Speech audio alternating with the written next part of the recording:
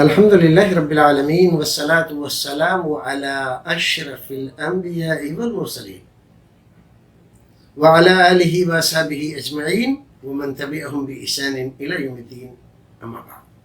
ناظرین خیر مقدم ہے آپ کا کریم ٹی وی اردو میں. پچھلے ایپیسوڈ میں ہم نے آپ کو بتلایا تھا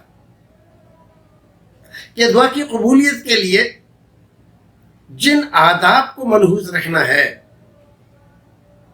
ان میں سب سے پہلی چیز ہے خلوص نیت، صرف اللہ سے دعا کرنا. دوسرا، نبی محترم صلی اللہ علیہ وسلم پر درود سے پہلے اللہ رب العزت کی حمد و ثنا کرنا.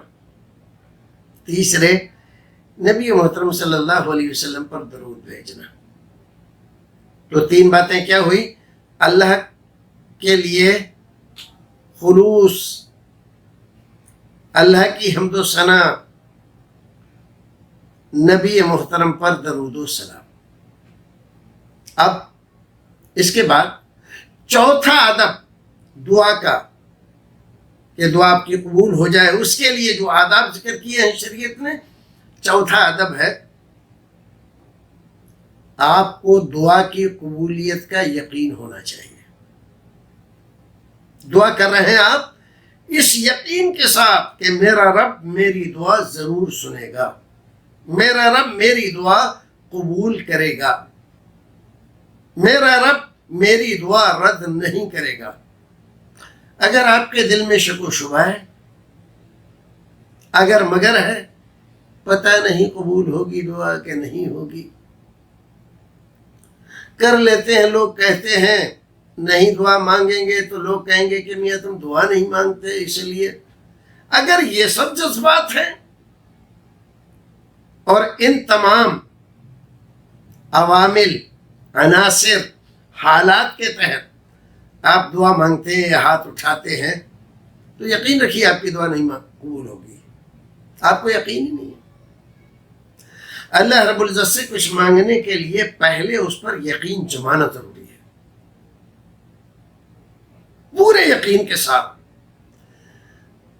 آپ نے رسول اکرم صلی اللہ علیہ وسلم کا وہ فرمان نہیں سنا؟ رسول محترم فرماتے ہیں میرا رب کہتا ہے انا عند حسن الظن عبدی بی. اللہ اکبر، اللہ اکبر، کیا پیاری بات بتائی ہے.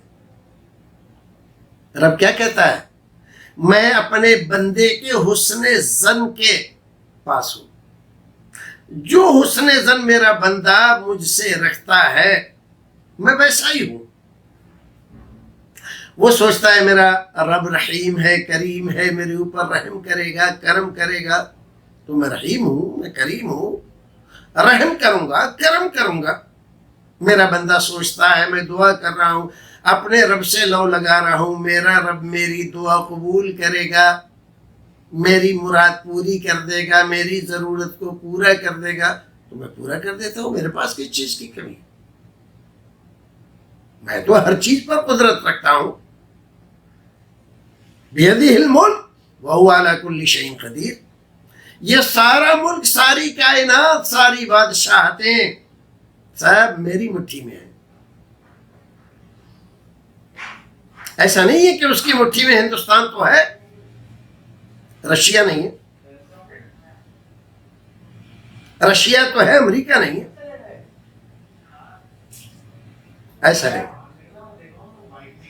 رشیا اور امریکہ ہی نہیں، ساری کائنات کا ذرہ ذرہ، زمین آسمان وما بینہما، اور جو کچھ ان کے درمیان ہے، پہاڑ، دریا، غار، یہ سب اس کی مٹھی میں ہے اور سب پر اس کی حکومت ہے.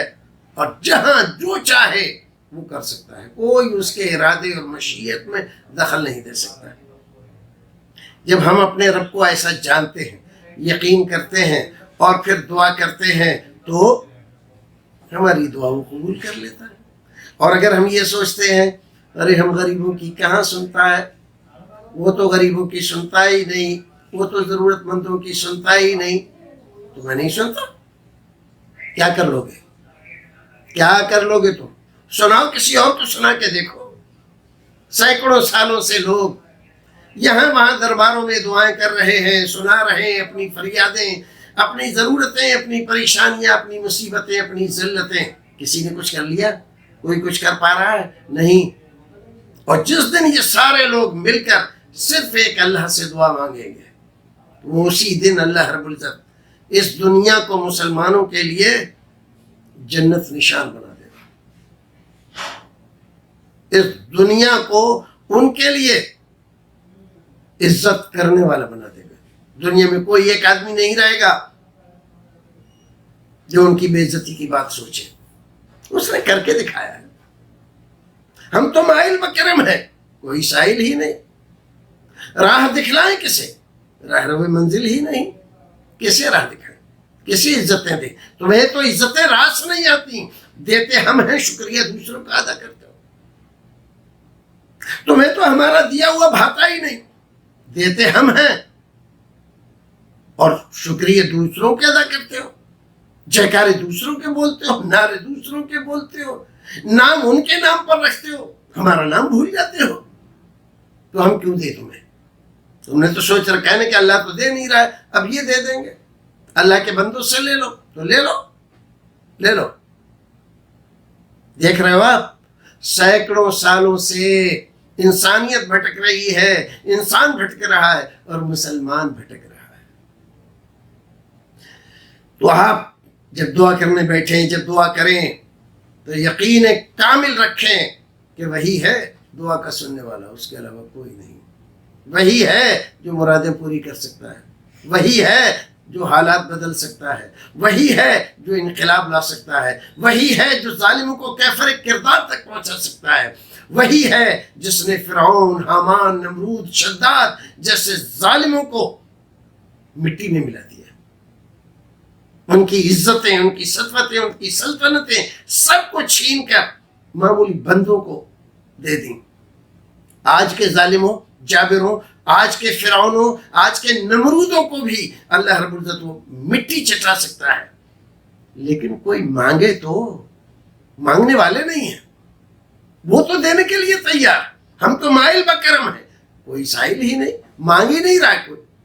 جب مانگنا چاہیے، جیسے مانگنا چاہیے، جو طریقہ ہے مانگنے کا، جو شرائط ہے مانگنے کی، جو آداب ہے مانگنے کی، سب کو بھول کر یوں ہی چلتے چلاتے کہہ دیا اللہ ایسا کر دے، اللہ ویسا کر دے. تو اللہ رب العزت ایسی دعائیں قبول نہیں کرتا ہے. جیسے تمہارے مانگنے کے ڈھنگ ہیں، ویسے ہی اللہ رب العزت کے دھتکارنے کے بھی ڈھنگ ہیں. یقین کرو اللہ رب العزت پر، یقین کرو اس کی ذات پر، یقین کرو وہ حاجت روا ہے، مشکل کشا ہے، بگڑی بنانے والا ہے، قہار ہے، جبار ہے. بڑے بڑے ظالموں، جابروں کو وہ اس کو کچھ کرنے کی ضرورت نہیں ہوتی، کہیں سے فوج لانے کی ضرورت نہیں ہوتی. وہ اپنے ایک معمولی لشکری کو بھیج دیتا ہے. ایک ہی مچھر نے اس کا کھا لیا سارا دماغ. جب ہوائے سرکشی نمرود کے سر میں گھسی، دیکھتا نا نمرود اتنا بڑا، آج کے بڑے بڑے جو ظالم ہیں نا، ان سے بھی بڑا ظالم تھا. وہ اپنے آپ کو خدا کہلوانے لگا تو اللہ رب العزت نے اپنا ایک چھوٹا سا لشکری بھیج دیا. ایک مچھر اس کے سر میں گھس گیا. عام طور پر تو یہ ہوتا ہے کہ مچھر گھسے تو مر جاتا ہے، لیکن یہ تو اللہ رب العزت کا بھیجا ہوا تھا نا، اس کا لشکری تھا، مر کیسے سکتا تھا. تو اب سر میں وہ درد ہے، وہ تکلیف ہے، وہ پریشانی، وہ اذیت ہے کہ کسی طرح دور نہیں ہو رہی ہے. لیکن سر میں جب جوتے مارے جاتے ہیں تو تھوڑا سا راحت ہو جاتی ہے. جن سے اپنے آپ کو خدا کہلواتا تھا، وہی اس کو پوجنے والے، اس کے سامنے ہاتھ باندھ کر کھڑے ہونے والے جب جوتے مارتے ہیں اس کے سر پہ تو اس کو سکون ہوتا ہے. اور اسی حال میں اللہ رب العزت نے اس کو دنیا کے لیے عبرت کا سامان بنا کر اور رخصت کر دیا، مار دیا، ہلاک کو برباد کر دیا. یقین کرو، یقین کرو، یقین وہ رب العالمین ہے، فعال لما یرید ہے، جو چاہے وہ کر سکتا ہے، کوئی اس کے ارادے اور مشیت کو بدل نہیں سکتا. اگر تم یقین سے دعا کرو گے تو اللہ رب العزت تمہاری دعا سنے گا. پھر ملتے ہیں ناظرین اگلے ایپیسوڈ میں. تب تک کے لیے السلام علیکم ورحمۃ اللہ وبرکاتہ.